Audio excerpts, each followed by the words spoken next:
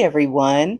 It's day 93 of the Feathered Quest, and our bird of the day today is the ruby-throated hummingbird. Ruby-throated hummingbirds are the only hummingbird species that breeds in eastern North America. Let's go find that daily feather.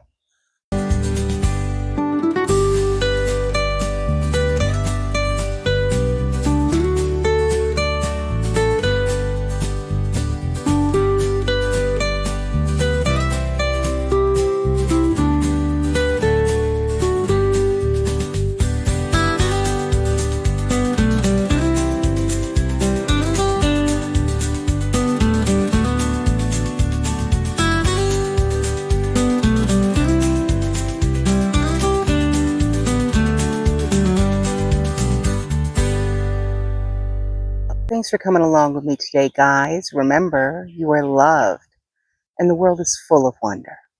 So, do we find our bird of the day?